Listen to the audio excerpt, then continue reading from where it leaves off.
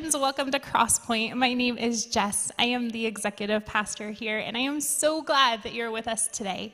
If this is your first time, welcome. We would love to connect with you. Connect with us over text by texting CP Welcome to 77411, or that number listed below. We have a gift for you and fun information about us. We would love to connect with you. Also, if you are in a season, perhaps you're wanting prayer, want to celebrate something of prayer, throughout our entire service, we have a prayer team waiting to connect with you. And so you can text them, just send CP prayer to that same number, 77411, and they will connect with you and pray with you. And so we are getting ready to jump into a time of worship where we're going to be singing songs to Jesus and about Jesus, and we are so stoked to get that started. So let's do that.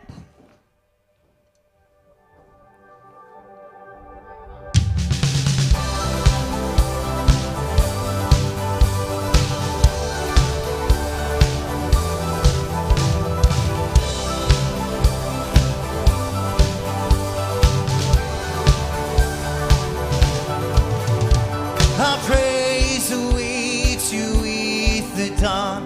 Our souls awake to you and lift a song. We've seen the things that you have done, and still we know the best is yet to come. There's more to come.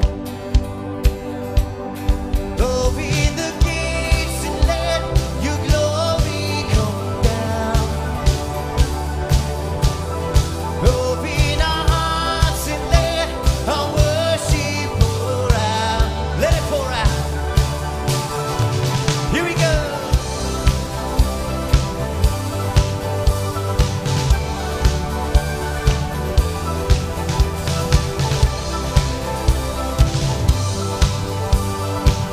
Your presence here. Your presence here is all we need. You break our chains with sounds of victory. You're changing everything. Open the gates. Open the gates and let your glory come down. Open our hearts and let our worship pour out. Open the gates and let your glory come down. Open our hearts and let our worship pour out. Come and flood this space. No one else could take your place. Come have your way. No one else could take your place. Come flood this space. No one else could take your place. Come have your way. No one else could take your place. And open the gates and let your glory come down. Open our hearts and let our worship pour out. Open the gates and let your glory come down. Open our hearts and let our worship pour out. Let's lift up our voices. Open the gates and let your glory come down. Open our hearts and let our worship pour out. Let it pour out. Yeah, yeah.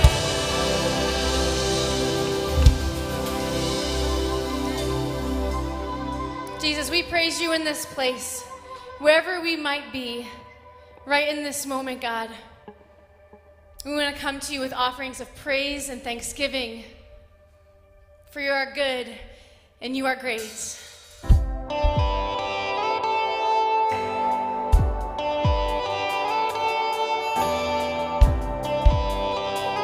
Let's sing together. together, there's a table.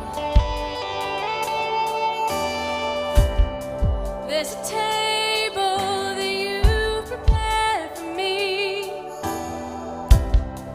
in the presence of my enemy. It's your body and your blood you shed for me, and this is how I fight my battle. Sing that again.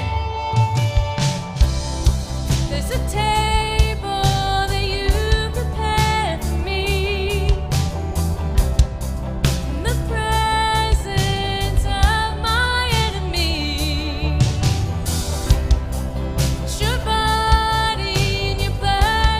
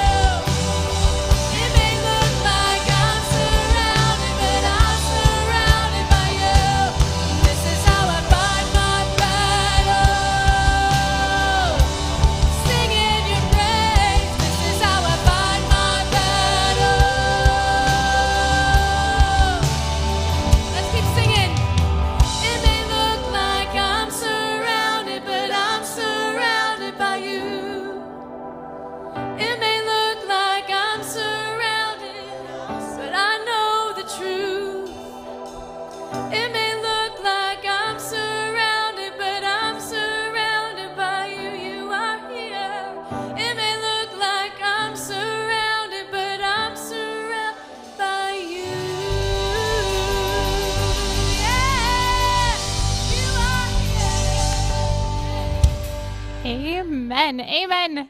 I don't know if you can tell, but just being here right now, that was an amazing time of worship. I hope you got to enjoy that wherever you are right now.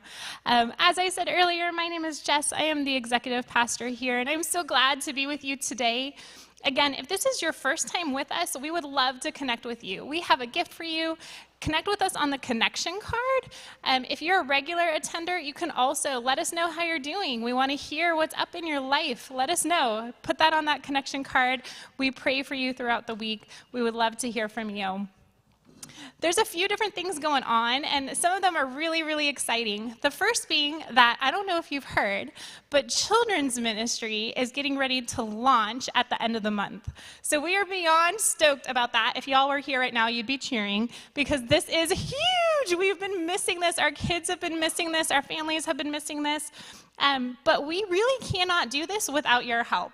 And so we are looking for 18 adults to join our team as a children's ministry guide. And we know that this is going to be an amazing blessing for you, and you will not doubt the fact that you did it.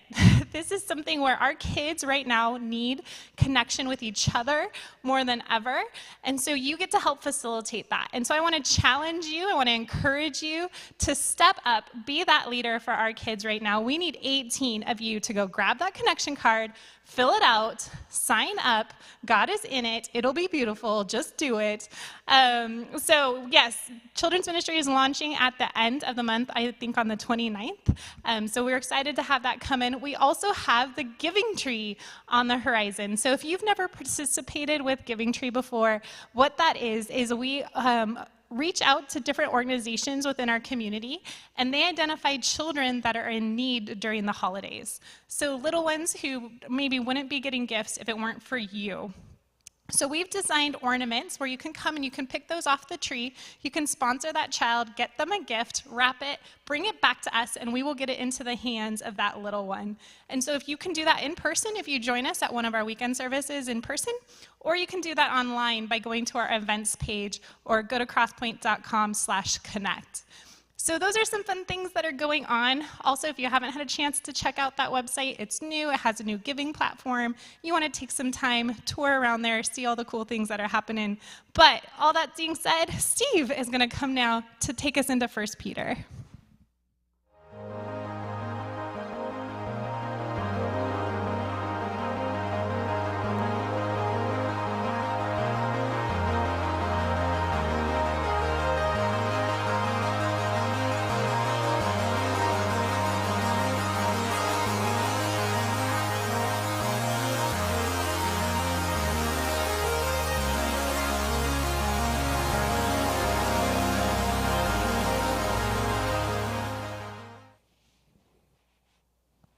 Everything in any organization of any kind, the health and vitality of that organization, everything rises and falls on leadership.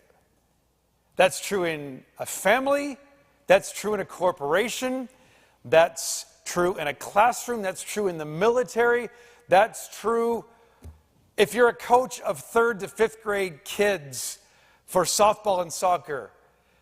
The health and vitality of whatever organization you're part of, everything rises and falls on leadership. And Peter recognizes that, and in this letter he wrote 2,000 years ago, takes some time, just about a paragraph here, to talk about the importance of what leadership is all about. And I'm going to talk about 5 keys to amazing leadership. The kind of leader that you want to follow, the kind of leader you want to become.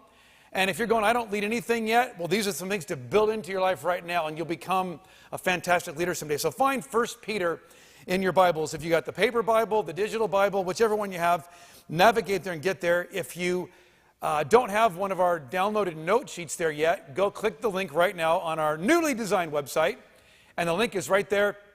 Somewhere there, you can get the note sheet that's there, or if you just want to get a piece of paper out, the back of an old grocery bag, that's the old paper ones, whatever you want to do, write some stuff down there. You're going to love this today, what Peter has to say here. As you're turning there, I'm going to pray, and then we're going to go. Jesus, today, we come to encounter you, to what you want to say to us. The topic here, what Peter's talking about here that he wrote 2,000 years ago, is about leadership. But there may be other things you want to say. So, God, by your Spirit, I'm asking you to do that in people's lives that are watching on the screen, whether they're live stream watching us right now in this place, or they will watch sometime during the week. God, use what happens here. Use what I say. Use what happens as we sing, and let music just capture our hearts to encounter and experience you today. Speak to us loudly and clearly. Amen. 1 Peter chapter 5. Peter is wrapping up this letter and takes a second now to talk about leadership. And he says, and now, a word to you who are elders in the churches. And we got to stop there for just a second to clarify some things, because you go, what's an elder in a church? Is that just an old person? Well, typically people who were leaders in churches, back then even leaders in villages, leaders in businesses, they were called elders because they had the wisdom and the experience to be able to lead. Younger people wouldn't always have that, and the only way you get that is to become an elder person. Now, the Bible is going to make it very clear that being an elder isn't always just about age and chronology. It's about spiritual growth and spiritual maturity. But he's going to say, hey, you who are elders in the churches. And back when the early disciples went out to start churches all over the then known world, as they left, there's some verses there in Timothy and Titus where Paul especially says, hey, I sent you there to go set up elders in the church in Ephesus, over there on Crete. I left you there, set up elders, because Paul's going like, I can't be here. I can't stay here to oversee this thing. We got to have some good leaders here. And sometimes when it talks about leadership in the church, it'll talk about elders. It'll sometimes use the word of bishops, pastors, deacons, various levels of leadership in a church. Now, when we're talking about leadership, it's certainly what he's going to say here. He's specifically addressing church and church leadership.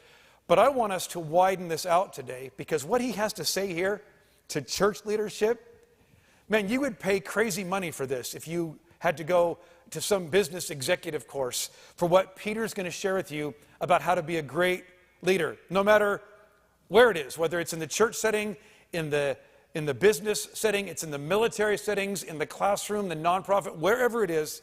Here's how to become a great leader in the church.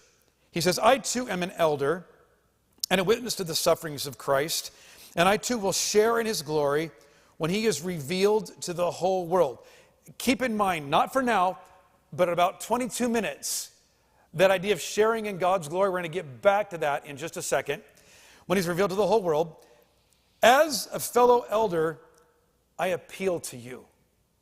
Here's what's fascinating. Peter was, we know this by what's recorded in the Bible history and what's recorded in history outside of the Bible, that Peter was the head honcho of the early church. He was, in terms of the human leadership that was there, he was in charge.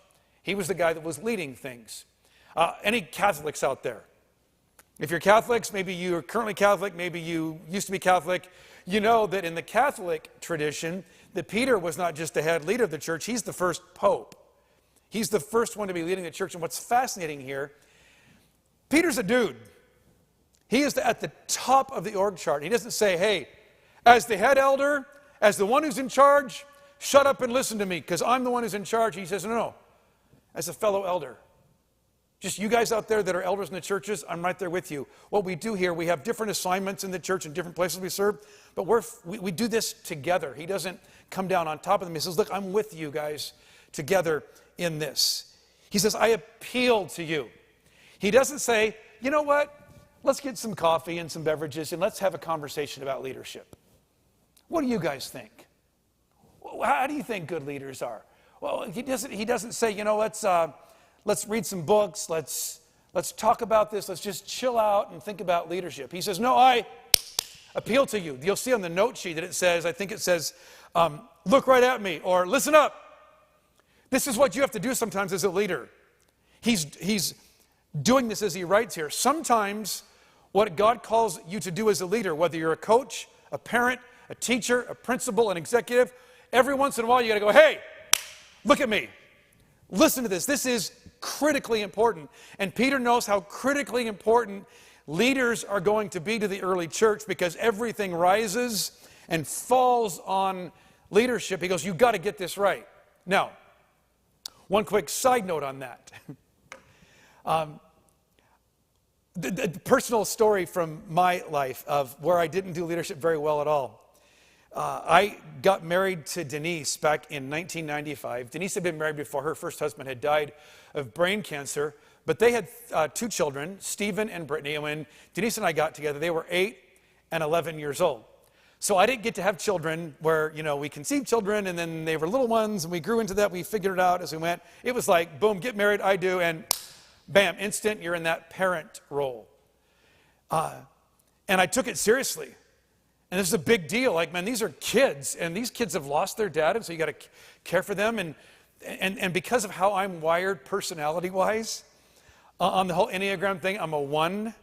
Those of you that pay attention to that will know, just pray for my wife. I'm a 1. I can be super tightly wound at times. I have a sense, probably because of my background and my experience and family and all that stuff, just like this is important. And so you got to do it. You got to make sure you do it right. Don't mess this up. And so what I did was everything became important. Everything was in terms of, come on, and we had to make sure we did it all right and I cared about everything and made sure they did everything exactly right. And I've looked back on that and thought, I remember a phrase that somebody said years ago, that if everything's important, nothing is. And if I go back and do it again, this is for you parents who have children that are in that age of, 5, when they get to I don't know. If they're in a place where they're making you crazy right now, whether they're 5 months old, 5 years old, 15, 20, relax a little bit. Because some of the stuff they're doing right now, they're just going to grow out of it. The reason they're doing it right now is because they're just young and dumb, and their brains aren't all wired up yet right. That's just the truth of things, and so you can just, if I go back and do it again, I would have not been so, about everything. But every once in a while, you need to make this, hey, this is important. So Peter does this here, and he says, I'm making an appeal to you. Leadership is important. He's going to give us 5 keys, like in 4 or 5 sentences here, about what it means to be a great leader, and what it means when you're looking for a great leader to lead your organization, or you want to go work for a company. These are the kind of leaders you want to look for. I appeal to you, he says, care for the flock that God has entrusted to you. It's fascinating here that he says, care for the flock, not care for the people, care for the flock. And I think the reason he does that is because he hung out with Jesus for 3 years. And Jesus would frequently say, I'm the good shepherd. The good shepherd makes sure the sheep are taken care of. The good shepherd makes sure the sheep have food and water. The 23rd Psalm, that was part of their Hebrew culture. Some of you that have grown up going to church, you know that one. It's the Lord is my shepherd. He takes care of me. I have everything I need. He makes me lie down in green pastures. He leads me beside still waters. He restores my soul. He leads me in good paths. He anoints my head with oil. All those things that shepherds do to take care of sheep, he said leaders should do to take care of their people. Sheep need to be fed. Your people need to be fed. Your children, your employees, the kids on your team. And it's not always just physical food, it's mental, spiritual, emotional food that they need to be nourished and cared for. They also get taken care of by the shepherd so that they're kept safe and protected. That a good leader looks out for the well-being of the people that are entrusted into his or her care. That means when they get hurt or damaged, they don't go, well, come on, idiot, if you would have listened to me, that wouldn't have happened. He goes and makes sure they get taken care of. He says a good shepherd, a great leader, will go look out for people that get lost, that kind of lose their way, that kind of drift sometime. It doesn't just kind of write them off and send them off, but goes out and looks for them. This is what great shepherds do. But what's fascinating here, he says, that's kind of what that gives a great analogy of how we're supposed to lead people. I wonder if Peter, as he writes this, remembers a conversation by the shore of the Sea of Galilee, the little lake up in the north of Israel. Jesus has died and he has risen again. Some people have seen him already, but a lot of the disciples really hadn't seen him yet, as far as we know. Peter, the last time he saw Jesus face to face, he had denied 3 times that he even knew who he was. And Jesus had predicted, you'll deny me 3 times. The guys are out fishing on the lake because they don't know what's going on. And all of a sudden the guy on the shore says, hey, have you caught anything? And they go, nope. They said, well, throw the net over on the other side. And they do it and they catch all this fish. And one of them goes, this happened before, didn't it? And it happened when they had first met Jesus. That same thing had happened. And Peter goes, it's Jesus, it's Lord. He climbs out of the boat and swims to shore. And they drag everything on shore. And then Jesus has breakfast for them. And they're eating breakfast. And after breakfast, Jesus walks over to Pete and goes, Pete, let's talk. Pete, do you love me? He knows he's denied him. He goes, well, yeah, Lord, I screwed up, but you know I love you. He says, then feed my sheep. And he asks him another time, Peter, do you love me? Yeah, Lord, you know I love you. And then Jesus asks him a third time. And Jesus doesn't ask him a third time to rub his face in it because he knows this guy needs to be restored. He's 3 times denied he knew me. He needs to have a chance to restate his love and care for me and how much he respects and loves me. So he says, do you love me the third time? He says, I do, Lord. You know I love you. He says, then feed my sheep. And I think that's why Peter, who followed a good shepherd, who led him and cared for him, who brought him back in when he was a horrible little sheep in that flock, brought him back in. I think all those pictures are in his mind, which is why he says care for the flock, not just care for the people that God's entrusted to your care. The first key to leadership here, he says God has entrusted them to you. Number 1, it's God's, not mine. And what that means is it's God's, these are God's children, not ours. These are God's employees, not mine or not my company's. These are God's children and students in my classroom. You can just think about all the places where people serve. Ultimately, they're God's. They're not mine. They've been entrusted into my care. Just like back in those days when there were shepherds out there, most of those shepherds didn't own those sheep. Usually it was really rich people that owned all these big, huge flocks. And they would take part of their flock and they would entrust that into that shepherd's care. So people would have seen that all the time, and that would have rung true for them. Your employees, your team, the group, small group you lead, wherever you're at, they're ultimately not mine. They belong to God, which means he's called me to be a good steward of them. And part of being a good steward is recognize, man, the position I have of leadership here isn't because I did this. God put me in this position of leadership. God entrusted these people, this company, these employees, these students into my care.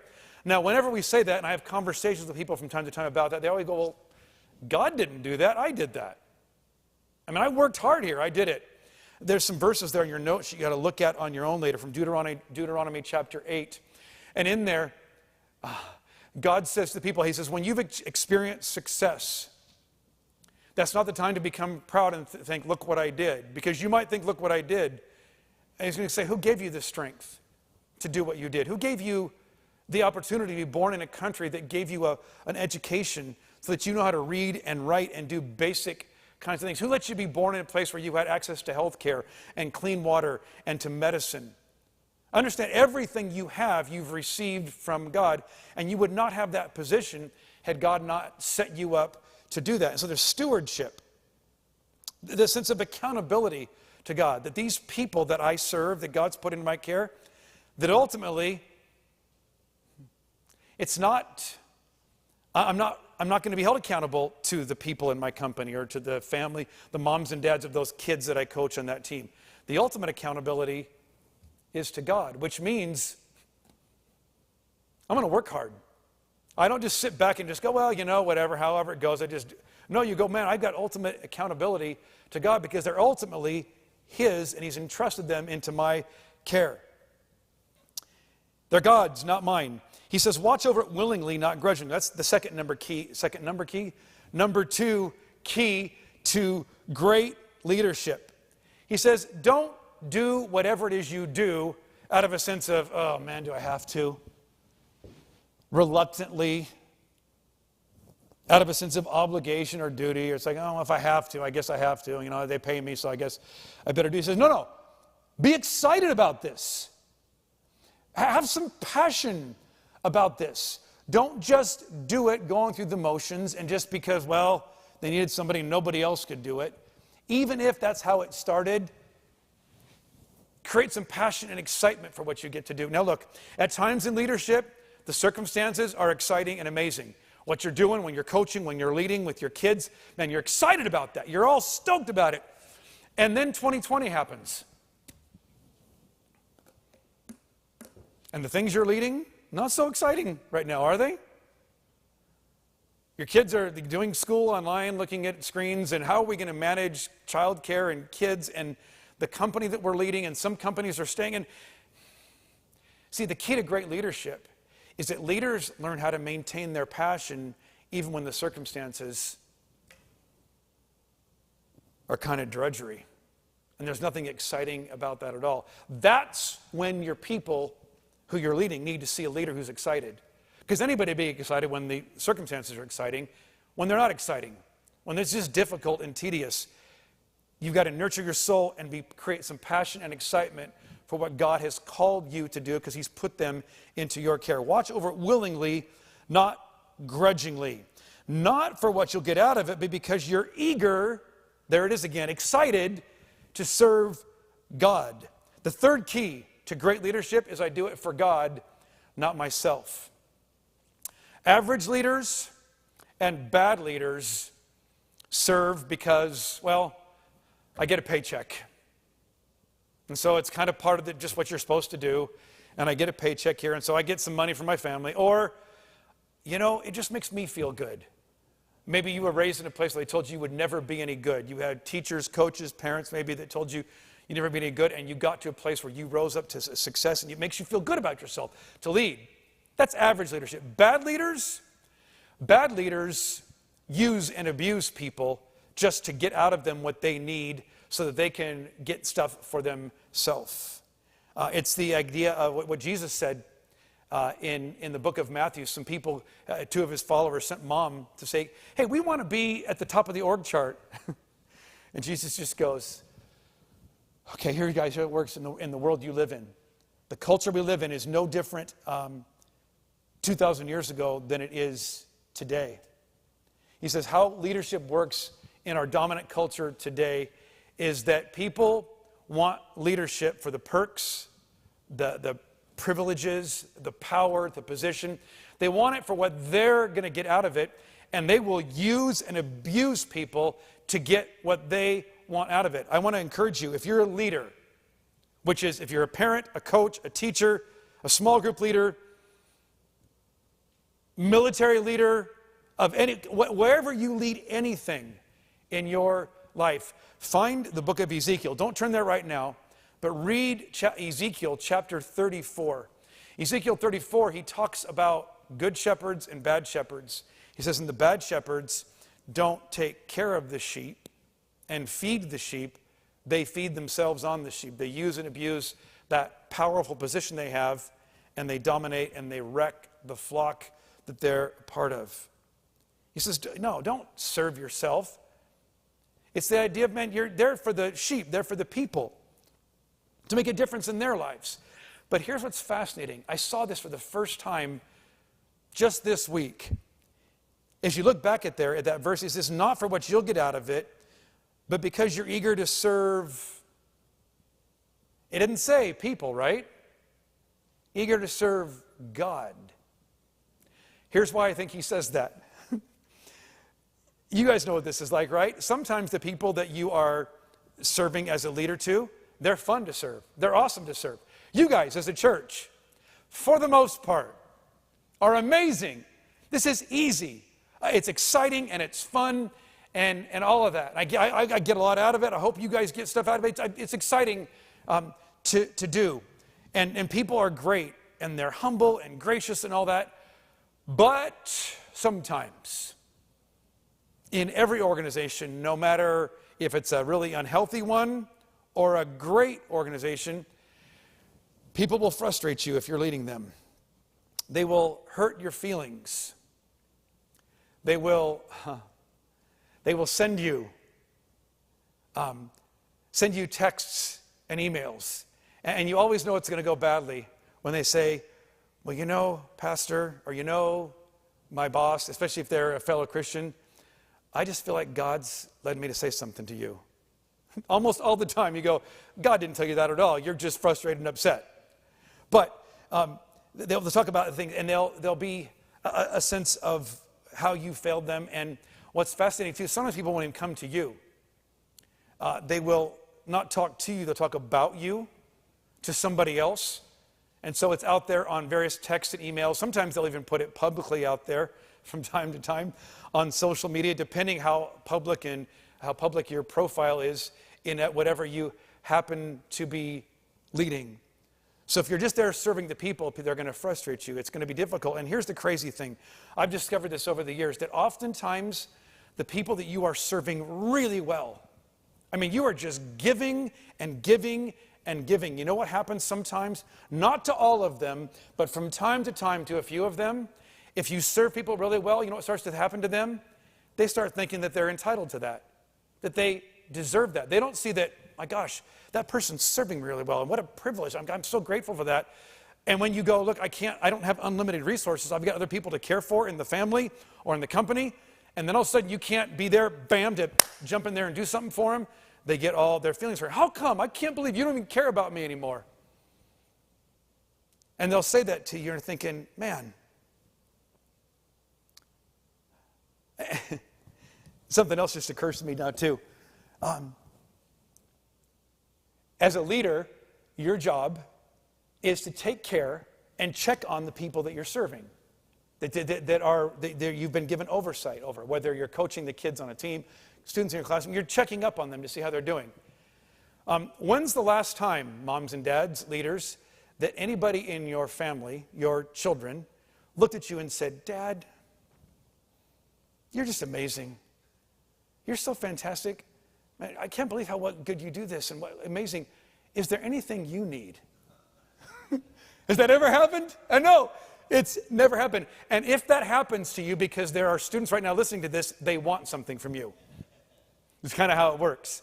So, and that's just the nature of leadership. It's sometimes lonely at the top. And if you are in this to serve people and hope that people are going to affirm you and encourage you and fill you up with that, you're going to be let down consistently. But if you recognize my first commitment here is that I'm not here to serve the people. I'm here to serve God. And I serve God by serving these people and doing that really well. But ultimately, I'm here because I'm eager to serve God. And I'm excited about serving Him. He goes on to say, don't lord it over the people assigned to your care, but lead them by your own good example. Number 4, lead with integrity, not intimidation. That's the fourth key. Integrity, not intimidation. Hashtag, you want to put a little hashtag next to this. It won't be on the screen, but hashtag, don't be a jerk. You know those leaders that are just abusive and powerful, and it's all about intimidation and control, and they just, because I said so, is why you do everything in that family or in that company or on that team. Because I'm the boss and I said so. Now look at me. Once in a while, those of you that are following people, once in a while, a leader can't connect the dots on every single decision. But leaders, if all of your decisions in whatever you're leading is because I'm in charge and I said so, people won't respect you. It'll be a terrible, dysfunctional family, terrible, dysfunctional team, dysfunctional company, classroom, whatever it is. Sometimes you have to connect the dots for people. But it's interesting, he says, don't lord it over people. Don't be intimidating, and don't be all dominating and all that kind of thing. He says, lead them by your good example. What occurred to me this week when I looked at that was this. Let it be more than your words that create the rules for your family or the rules for your company or the rules for your team. Let it be more than your words.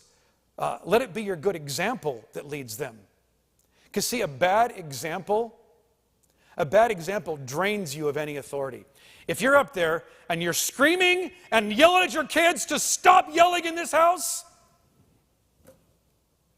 and you're cussing at them because they said a dirty word or a naughty or whatever it is, it's just not going to work. You're not going to have any authority with them. And what starts to happen is they become, as they get older and start making their own money, they'll become rebels. Or they'll do what the business world calls malicious compliance. They'll say yes and then find all the ways they can to go behind your back and around the way and do the bare minimum just to get by. On the other hand, a great example, good examples, gives authority to your words. In fact, I would tell you this: the more you walk what you talk, the less you'll need rules. In the business world, Peter Drucker, a famous business executive from years past, said it this way. I think he said it, it's attributed to him, that culture eats strategy for breakfast. People think all the time, in the business world, you guys who work in the business world, they have these PowerPoint presentations or a YouTube video presentation, or they spend thousands of dollars to send you to a conference or read these books, get all this training on how to do customer service better, or how to do conflict resolution better, or how to pay attention to details and quality control, and they send you to that and do all that kind of stuff. How does that work then when you see the person who oversees you giving lousy customer service when you've just been to the seminar on that? This is not going to work. But what I'm telling you, when you're the one, when you've talked, say, about humility or about reaching out and having excellent customer service, and the people that work for you or work underneath you, they see you step off out of the elevated position you are here and humble yourself and get down there and help people and serve them well, all of a sudden you don't need rules. You don't need 15 value statements, because what starts to happen is you've created a culture. And it's like, I don't have to tell people what to do. They just do it. It just happens. And that's going to happen not just by what you talk about, but by leading them by your own good example.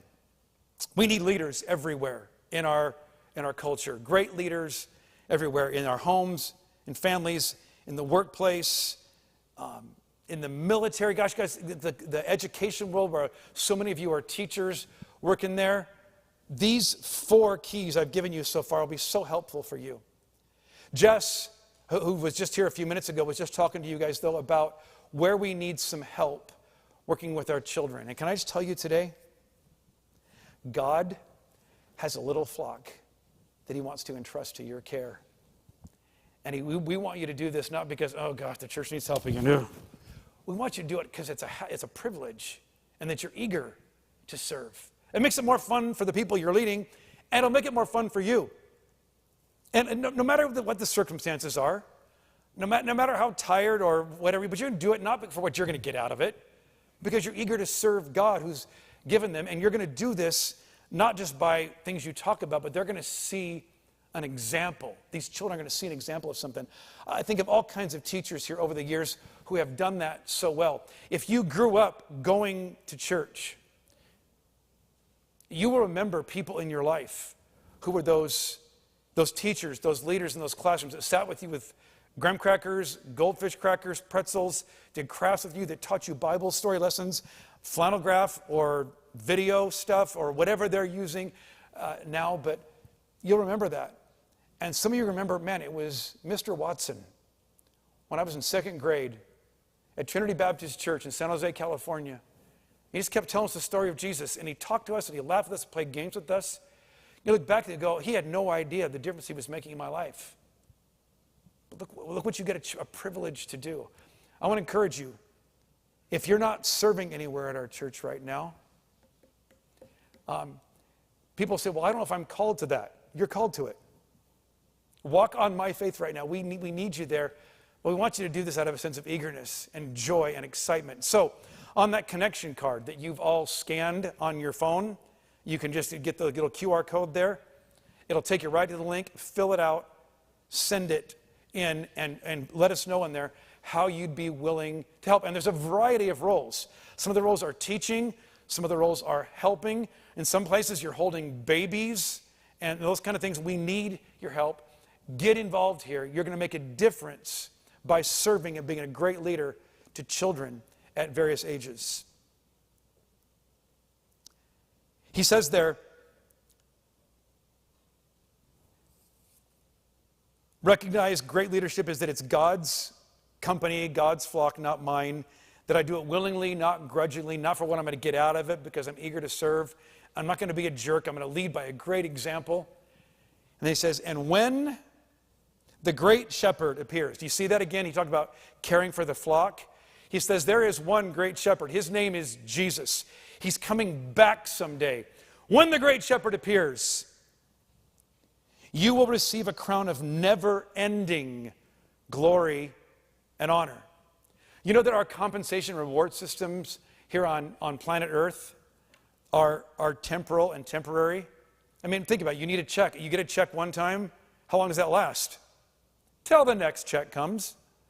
Or you get recognized for something. You did something amazing at your company, and there's a reward that happens. They give you a certificate or a bonus. That lasts for a while, right? You know how long that lasts? You could get 10 of those things. All it takes is one person that just just takes all that away when they treat something or say something about you that's critical or uncaring or unfeeling. The rewards of this life, the glory and honor of this life are temporal. He says there is a compensation plan for you who serve God well, and that compensation plan is forever, not temporal. It's never-ending honor. We're going to share someday, don't miss this. I don't know what exactly it looks like, but we're not just going to go to heaven someday and see the glory of God. The Bible makes it clear here and in various other places that somehow, in some way that has not been revealed to us yet, we're not just going to see the glory of God. The glory of God is going to be uploaded, downloaded into us, on us, and through us. And that's never going to fade away. That's eternal glory, and we have no idea how great and amazing that's going to be. As our band comes up now, we're going to sing some songs together to Jesus and about Jesus, the great shepherd, the chief shepherd, the one who loved us, did amazing things for us. Look, guys, I just want to tell you this today.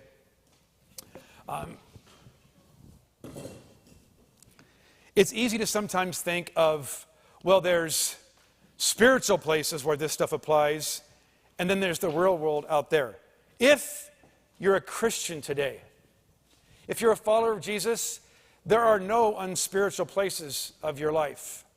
That classroom that you teach in, that company you oversee, the warehouse you work in, the little field there on Paba Road or on Meadows Parkway where you are out there with those children teaching them soccer or softball, or in a dance studio, that's a holy place. God has put you there. He's entrusted some people to your care. He's entrusted his people to your care. That's a spiritual, holy, amazing opportunity you have to serve with eagerness, with willingness, not just out of duty or obligation, to lead by a great example, not for what you get out of it, but because you serve God. And then God says, and there's reward coming. And that reward will last forever. Jesus, today, we take a moment here to just pause and reflect on what an amazing leader you were and are and forevermore will be. Thank you for calling us to your kingdom, to your great company.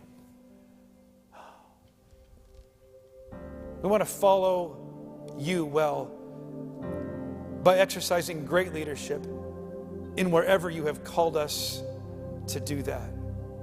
We love you. We celebrate you because you are our great chief shepherd.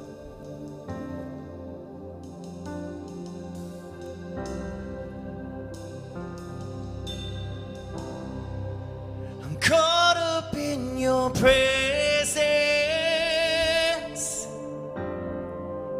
and I just want to sit here at your feet. I'm caught up in this holy moment. I never want to leave. Oh, I'm not here for blessings. And Jesus, you don't know me.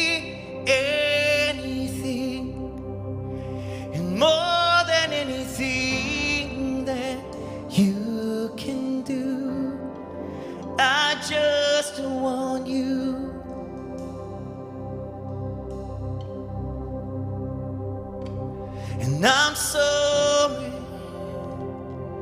when I've just gone through the motions. I'm sorry when I just sang another song. And take me back to where we started. I open up my heart to you.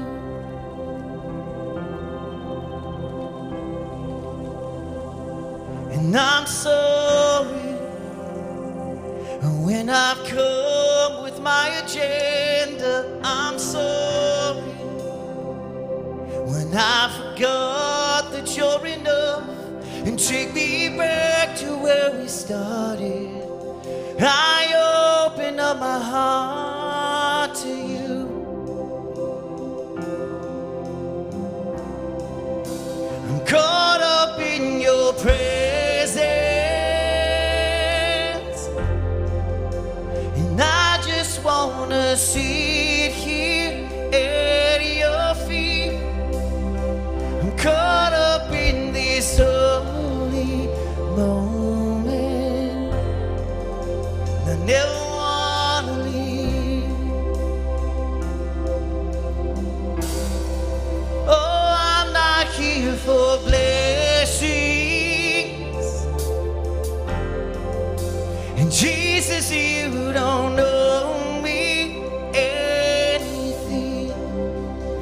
And more than anything that you can do, I just want you.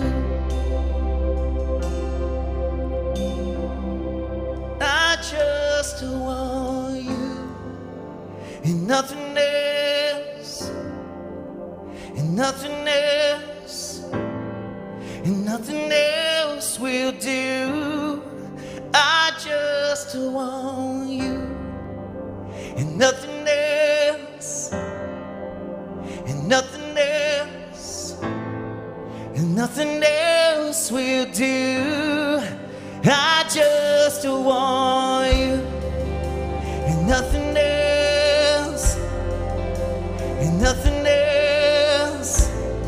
And nothing else will do. I just want you. And nothing else. And nothing else. And nothing else will do. I just want you. And nothing else. And nothing else. And nothing else will do. I just want you. And nothing else. And nothing else. And nothing else will do. I just want you. And nothing else. And nothing else. And nothing else will do. I just want you. And nothing else. And nothing else, Jesus. Nothing else will do.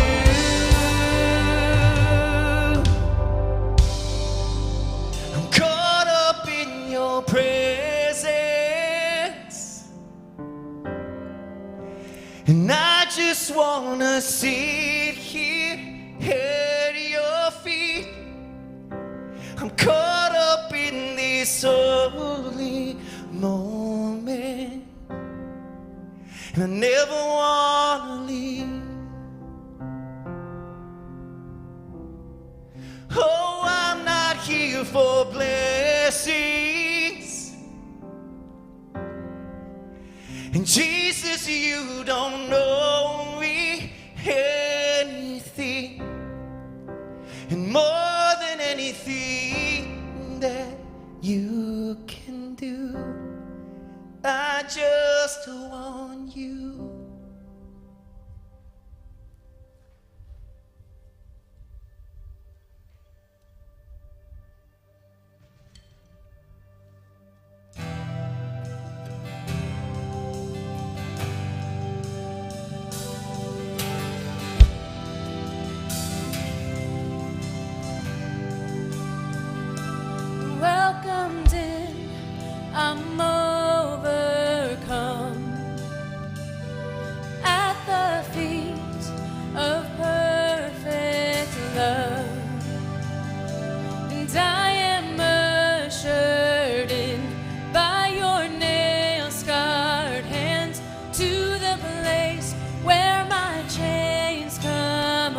done.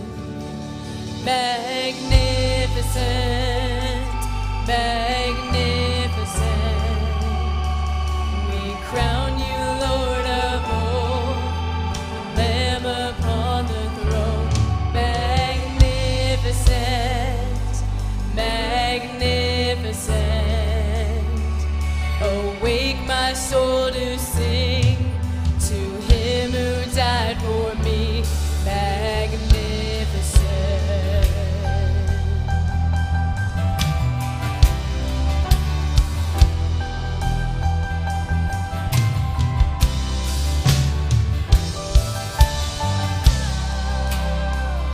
See his face now glorified.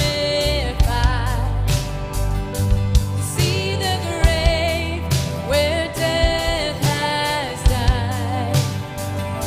And by his royal blood, Christ has covered us. Crown him Lord of all. For he is Lord of all. Magnificent, magnificent. We crown you Lord of all, the Lamb upon the throne. Magnificent, magnificent. Awake my soul to sing to him who died for me. Magnificent.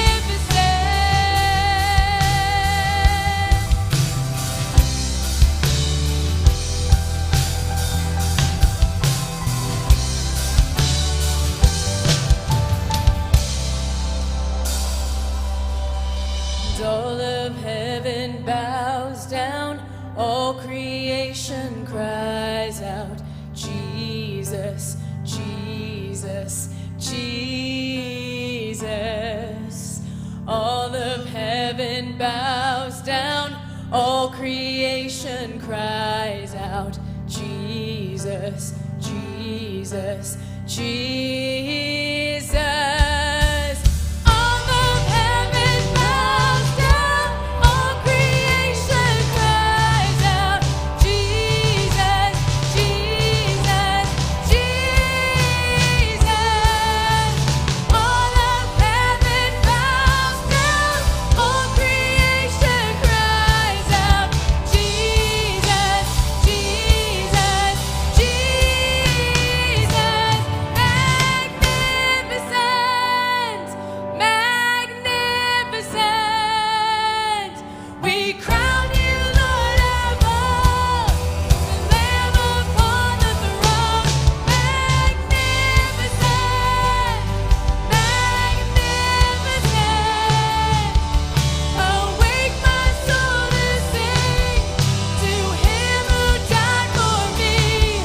Awake my soul to sing to him who rose for me. Awake my soul to sing to him who lives for me.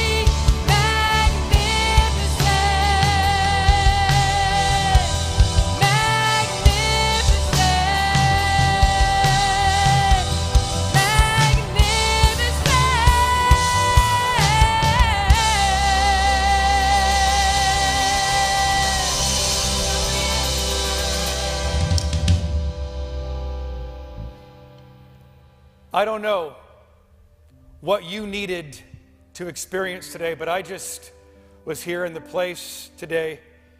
They talked about sitting at the feet of Jesus. And both songs had that sense of just sitting down here and just being with him. And one of the best ways to become a great leader is sit at the feet of Jesus and then walk with Jesus. Take him with you everywhere you go, and he will show you which way to go. Thank you for being here today, joining us here this weekend. Please fill out the connection card if you haven't done that yet, just to let us know that you're here. And then for those of you who are giving to support what goes on here at Crosspoint, our new way that we're doing that is you just text 779 77. That's the number 2 on your smartphone, 77977. And the message is, go to Crosspoint. And then you'll get a link. It'll just take you through everything. It's super simple and easy, but that's how we do all that here. Thanks for being here. We'll see you guys next weekend. Have a great week.